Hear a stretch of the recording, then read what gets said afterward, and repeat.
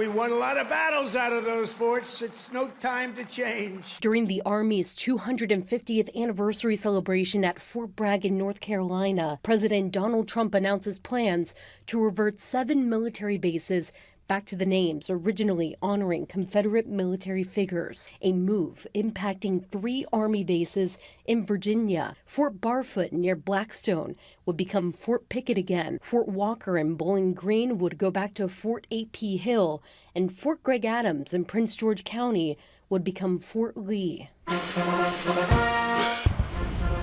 In 2023, Fort Gregg Adams was renamed after 2 black military officers who made history, the late Lieutenant General Arthur Gregg and the late Lieutenant Colonel Charity Adams. But now the U.S. Army says the base will once again be named Fort Lee, honoring Private Fitz Lee for his heroism during the Spanish-American War, not Robert E. Lee, the Confederate commander. The move reversing years of work to rename Confederate-linked military sites following the death of George Floyd and calls for racial equity. I disagree with the change the name back. Tony Savannah does not agree with the decision to restore the original names of the bases.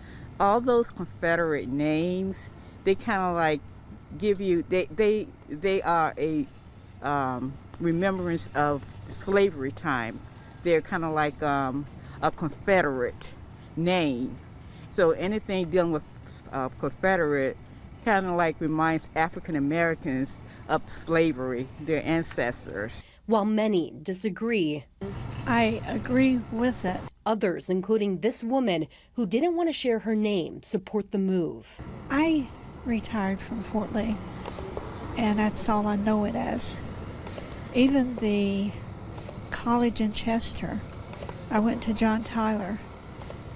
So names, to me, aren't as important to teaching what the history was. The woman does question how big the price tag will be to change the names of the Army bases again.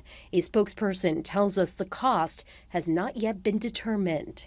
The U.S. Army says they plan to take immediate action for these redesignations, but a timeline is still unclear. In Prince George County, Desiree Montilla, 12 on your side. Thanks, Des.